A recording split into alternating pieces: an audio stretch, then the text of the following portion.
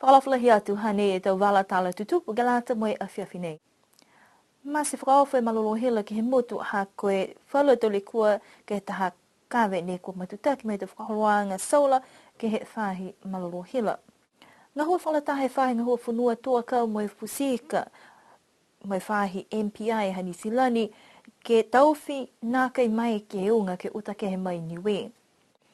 Kua whai whakaholoanga fōu e whale tupe Kiwi Bank e tau langumatai tupe kai talofa mai manako ke mua e tau manatu mai he tau tangata ke whakaholo ki mua halau tū tanga hua. Tā he tangata ni kua tōa i hana peleo wafi ke he wau me tau se ngai tau kumikumianga he whahinga hua leo leo. Koe pōli he pō whaiumu ne kua masi whakawhai e malolohila he motu ha kua whaile kua ke taha wala he tau koloa tāwiri malolohila mai he la po ke sola ne kua tutaki atu ai ke te whakaholanga hila he motu. Koe ue whahitapu e kua mali atu whoki ne masi e hila mo i lau ia e tupu hala wakale ka koe le kua ke he pō whaiumu ha kua vela e taha koloa mai he te sola. Koe tau tala hauanga mai he whalu tangata ne kua nofo atu ke halau tola tolo tukaina kua whai mangaho he ki se he tau masi e hila tō pōuri whakatatai lau tōru ke mangaho ne vela e whale hila he tau waf me ono. Ka koe tala hauanga he taki ke whainga hoa utilities ko Dave Tālangi. Koe le kua ni kua tupu e ke he pūri po whaiumu, ha kua vela e taha he tau koloa ne kua tutaki atu e tau whakaholoanga mai he tau lapasola ke he tau koloa tāwiri malolo hila he whahi hila. Kua kisia e tangata ni kua nofo atu me ngā hua ke pūri he pō, kua vela ke pōho e awhi moe mawhisi i whinatu ke tāmasi awhi, kua hoku atu ai whoki e whahinga hua tāmasi awhi. Nā kei vele tau inisini hila he talahau Dave, kai kua whai mngaho he ngahua ke whakamawapo mo tō liu, ke whakamaui e tau malolo hila ke motu, ke he tūloto pō, ke hoko atu ke pungi aho tapu. Tō whai ono anuanga e whai ngahua, ke liu ke whakamaumaua e tau whakaholoanga sola ke whale malolo hila, koe whala tau whakaholoanga sola ke he motu, ke he malewa kalele, aonga toko lunga pia fuki mo e whai malolo sino, nā kei lauia, mo e ngahua hua mtaki ngai he mngaho nei. Whakatu maua ngai ani e tau whianga ke nā kei utakehe e tau unga ma he motu, ha koe whiwhiri anga he whakatu whono, ke whakanghua whalo tau la mata whakatu whono ke lata me pui anga he tau unga he motu. Ne ka mata whakangahua ai e whakatokanga nei ke he aho uafuru mawhaia i anuari, mo e koe whakailoi he mga aho whakapā, tō whakausi ai mai himtahiko i mahina ha whipuari. Ka kua hoko mai ke mga aho nei, kua whai whakailoanga atu whoki, tō nā ke mai ke utake he tau manu unga ma he motu a tō whai whakailoanga whoki he tau mga ahi mua. Hai e tau tangata ngahua mai he whahi ngahua whusika, ne kua ngahua lutu ke sivi mai ono atu ai ke tau masini hulu, ke he male wakalele ha koe tau whakatokanga nei. Ke si e mga aho nei, toko whiha nei tangata ne kua lari ke ute e unga, ei lahi maha ke numela, whakatatai atu ke he tō numela ne whai uta hae mō whakamua.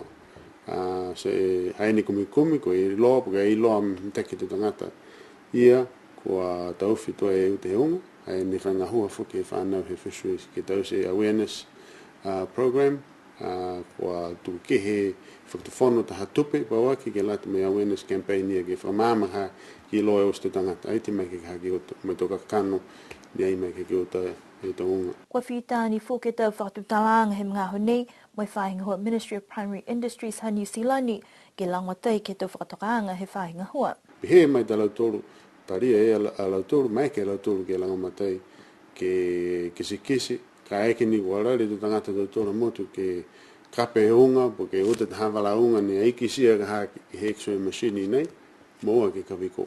Ka he mga honei, uta whakasikisiki mai toru neia, ori atu ni ke tau tangata tau tora motu, mai tau kapisenga, mai tau mga whawane au mai, ke ua alare ke uta.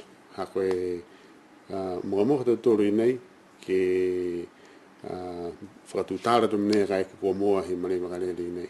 Kai ki sia tau toru i mahan he kawiko, ka moa ni a koe koe whakahara ni, po ke ingoa ni ka hai tau se anga New Zealand, e te tangata ngahua New Zealand ka hai kia lau tōru. Koe taha mena whuki ne kua ono ai e whahinga hoki ai, koe tau numela unga ne kua kai whuki ke he motu, mua tu ke lata molo tōlu tangata whenonga mai, ka koe tau whiwhirianga ne kua tupu atu ni ke malolo he whakatuwhono.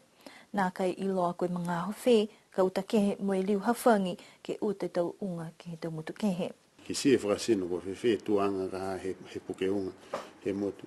Ka eke ni ko kamat ke liu hake, e ko whiwhireanga ni he tōru mea me whutufonu ke anono ko mekena ki hawhangi. Ka ki sia tōru, haia i whoke e whoru mena ne whai tupu mga honei ha ke puke tangata tōru.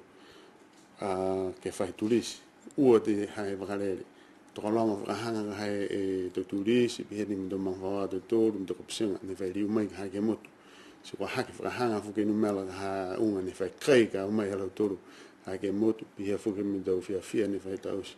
Si ni ke seke kua tō hefo te ka hae numela ke he whai export, kai hake whakahanga ni ka hae numela tōru ne whai ama, ke lata mai whauru ka hae tō manatunga e development he tourism. Koe mga honei kua hata ki whakalahi atua i ke tau tangata he motu, mua te kalau tōru ne kua tuki whenanga, ke mui tua ke he tau whiwhirianga, ke toka tau manu unga, nā kai uta ke he motu, a tō whailoanga fōki he tau mga mua, ha koe manako ni ke pui maleweki e koloa nei he motu.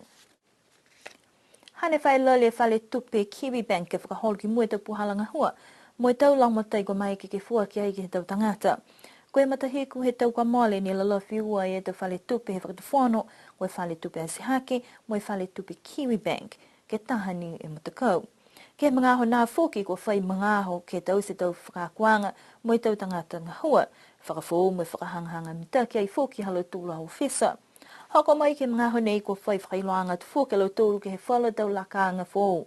Mai whale tupe ka mata ke whahi tapu nei, tō mai ke he to tangata ke whakawhanu tupe ke tau mutu kehe, ke whakaonga ni ke he tau whakaluanga internete. Ni talhau e takitake whale tupe ko Matt McPherson ko lari alo tūru ke whakamukamuka e tau puhala kai talofa tupe whoki, ke whakatatai atu ke tau mga kwa mole, mai kua kisia hane whai tokolonga whakahanga alo tūru e tau tangata, kua ua atu ke moeto kai talofa tupe microloan. Koe taha kumkuyanga whoki ke mga honei, kua manako alo tūru ke iloa mai he tau tangata, kua whiawhia na kai alo tūru ke he tau puhalanga hue whale tupe nei, moe kumipuhala ke mahomo atu whoki. Koe Kiwi Bank he tau lahau e Matt McPherson, koe whale tupe he tau tangata, moe kua lata ke ua atu ke kumilamatai kaeke kua manako.